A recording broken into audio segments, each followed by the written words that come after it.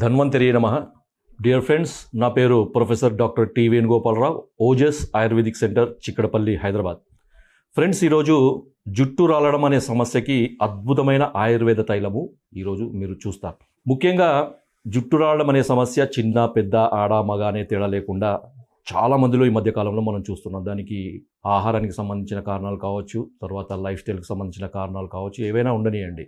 తర్వాత న్యూట్రిషనల్ డెఫిషియన్సీకి సంబంధించిన కారణాలు ఏవైనా ఉండండి.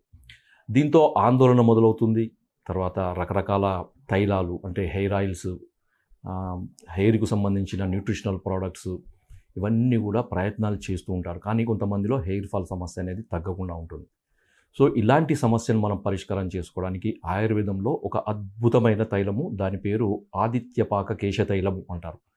ఆదిత్యపాక కేశ తైలం. ఫ్రెండ్స్, దీని గురించి నేను వివరంగా చెప్తాను. దీంట్లో మీరు చేయాల్సింది ఏంటంటే, మీరు ఒక 4 రకాల మూలికలు మీరు తెచ్చుకోవాల్సి ఉంటుంది. దాంట్లో మొట్టమొదటిది జటామాంసి. దీన్ని మార్కెట్లో కూడా జటామాంసి అంటారు, ఆన్లైన్లో కూడా మీకు జటామాంసి పేరుగానే దొరుకుతుంది. ఇది ఒక చెట్టుకు సంబంధించిన మూలిక, చాలా సుగంధభరితంగా ఉంటుంది.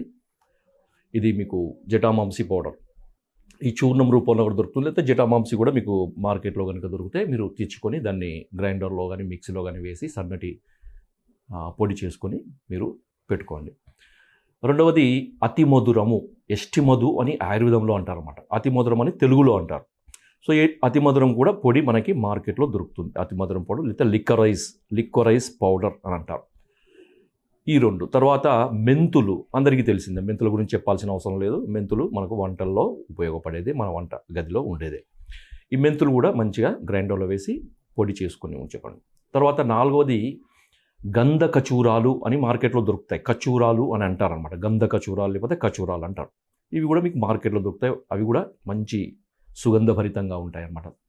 అవి రూట్స్ అన్నమాట, ఒక చెట్టు యొక్క వేళ్ళు. మీకు చిన్న చిన్న వెడల్పాటి ముక్కల్లాగా మీకు దొరుకుతాయి. వాటిని కూడా తీసుకొచ్చి మీరు మిక్సీలో వేసి పొడి చేసుకొని పెట్టుకోండి. సో ఈ 4 మూలికలు రెడీ అయిన తర్వాత ఒక్కొక్క దాన్ని 50 గ్రాముల చొప్పున మీరు కొలుసుకోండి. ఈ జటామాంసి ఒక 50 గ్రాములు, తర్వాత అతిమధురము 50 గ్రాములు, మెంతుల పొడి ఒక 50 గ్రాములు, తర్వాత గంధ కచూరాల పొడి ఒక 50 గ్రాములు.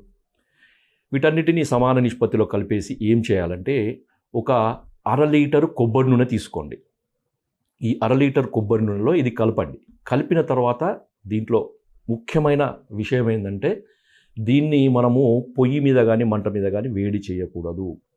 దీనికి ఆయుర్వేదంలో మనకి చెప్పిన పద్ధతి ఏంటంటే, మీరు ఈ తైలంలో ఈ పొడులన్నీ వేసిన తర్వాత ఒక పెద్ద గాజు బాటిల్ తీసుకోండి, గాజు సీసా తీసుకోండి, లేకపోతే గాజు వెడల్పాటి ఏదన్నా గ్లాస్ కంటైనర్ తీసుకొని దాన్ని ఎండలో పెట్టాలన్నమాట. చూడండి మీరు డియర్ ఫ్రెండ్స్, ఇప్పుడు మనకు మంచి ఎండలుండే ఎండాకాలం కదా, ఏప్రిల్ మే. సో ఈ 2 నెలల్లో మనకి మంచి ఎండ ఉంటుంది కదా. ఈ ఎండ యొక్క వేడితోని ఈ యొక్క మూలికల యొక్క సారమంతా మనకి ఈ ఆయిల్లోకి దిగుతుందన్నమాట. కొన్నిసార్లు మనకు రకరకాల తైలాలు మార్కెట్లో దొరుకుతాయి, కానీ ఆదిత్యపాక తైలం అనేది ఆ మార్కెట్లో దొరకదు. అవన్నీ కూడా ఏంటంటే మనకు మంట మీద వేడి చేసి తయారు చేసిన తైలాలు. ఈ ఆదిత్యపాక తైలం యొక్క విశేషత ఏంటంటే, ఈ మూలికలలో ఉండే సారము, అంటే కొంచెం ఏదైతే సారం అవసరమో, అంటే కొన్ని సున్నితమైన కొన్ని సెన్సిటివ్ ఆల్కలాయిడ్స్ యొక్క సారం అంతా కూడా మనకి ఈ సూర్యరశ్మి యొక్క ఒక నిర్దిష్టమైన వేడి వల్ల, ఆ వేడి అనేది ఎక్కువ ఉండదు. మనం మంటలో ఉండే హై టెంపరేచర్ అనేది మనకు ఈ ఎండలో టెంపరేచరు చాలా తక్కువగా ఉంటుంది. ఆ మాత్రం టెంపరేచరే ఈ తైలంకు సరిపోతుందన్నమాట. ఎందుకంటే ఆ మాత్రం ఉష్ణోగ్రతకే మూలికలలో ఉండే సారం అనేది ఈ కొబ్బరి నూనెలోకి వస్తుంది. అంతకంటే ఎక్కువ వేడి అంటే మనము మంట మీద కనుక వేడి చేసి తయారు చేస్తే దానికి అవసరమైన ఎసెన్షియల్ కొన్ని సూక్ష్మమైన సున్నితమైన ఆల్కలైడ్స్ అనేవి ఎగిరిపోతాయి అన్నమాట. ఆదిత్యపాక తైలం యొక్క విశేషత ఏంటంటే, దాంట్లో ఉండే ఈ హెయిర్ ఫాల్కు సంబంధించిన కొన్ని రకాల ఔషధ గుణాలు అనేవి తొందరగా మనకి ఈ తైలంలోకి వస్తాయన్నమాట. అయితే తైలాన్ని మనము ఎండలో పెట్టినప్పుడు జాగ్రత్త తీసుకోవాలి. ఒకటి ఏంటంటే దుమ్ము పడకుండా చూసుకోవాలి. తర్వాత దీన్ని 7 రోజులు కంటిన్యూస్గా ఎండలోనే ఉంచాలన్నమాట.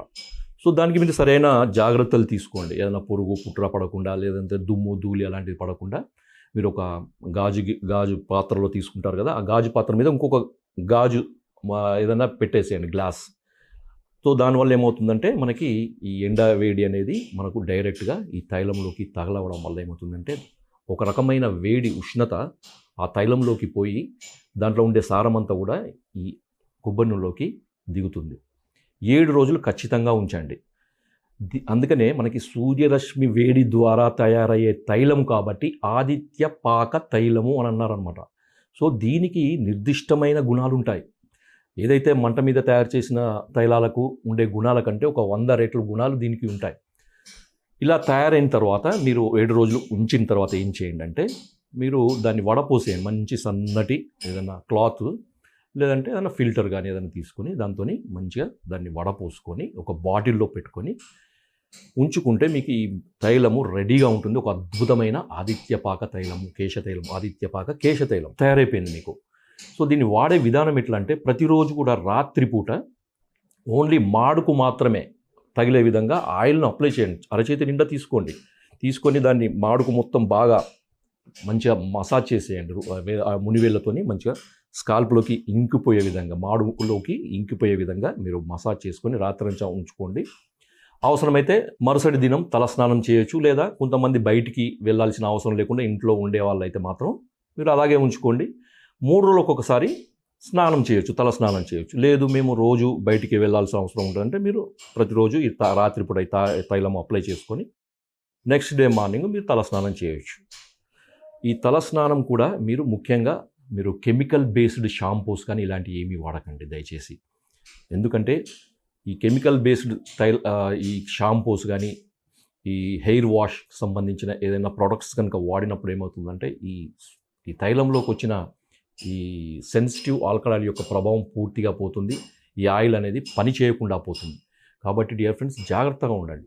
సో ఈ హెయిర్ వాష్ కొరకు మీరు ఏం చేయాలంటే మీరు కుంకుడుకాయ, మీరు తల స్నానానికి వాడతారు కదా కుంకుడుకాయ లేకపోతే శీకాకాయ, వాటితోని మీరు తల శుభ్రం చేసుకోండి. శుభ్రం చేసుకున్న తర్వాత తల ఆరిన తర్వాత ఇంకొకటి ఏం చేయాలంటే గుగ్గులు ధూపం అంటారు, మహిషాక్షి గుగ్గులు అంటారు కదా, చాలామందికి తెలుసు. ధూపం వేస్తారు ఇంట్లో దేవుళ్ళకి, లేకపోతే పూజలలో, లేకపోతే గుళ్ళల్లో ధూపం వేస్తారు. సో ఒకప్పుడు ఈ ప్రక్రియ ఉండేదన్నమాట. అంటే కేశ ధూపం అంటారు. సో ఈ బొగ్గుల మీద ఈ మహిషాక్షి గుగ్గులం వేసి ఆ పొగ ఈ తలకి లేదా ఈ జుట్టంతా స్ప్రెడ్ అయ్యే విధంగా ఒక 10 నిమిషాల పాటు మీరు ఈ ధూపం పట్టించండి ఆ వెంట్రుకలకి.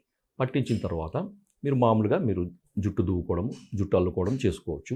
డియర్ ఫ్రెండ్స్, ఇది ఒక అద్భుతమైన ఆయుర్వేద యోగము. ఇది పురాతన మహర్షులు మనకి అందించిన ఒక అద్భుతమైన తైలము. దీన్ని భైషజ్య రత్నావళి, యోగరత్నాకరం లాంటి గ్రంథాలలో మన మహర్షులు మనకు వివరించడం జరిగింది.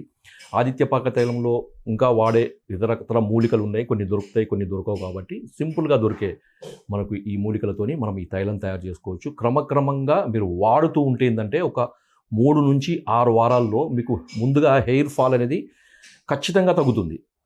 100%, 100% హెయిర్ ఫాల్ అనేది తగ్గిపోతుంది. తర్వాత కొత్త హెయిర్ కూడా వస్తుందన్నమాట.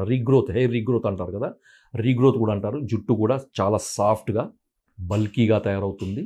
తర్వాత మీ జుట్టు సంరక్షణ అనేది అద్భుతంగా ఉంటుంది. జై ఆయుర్వేద.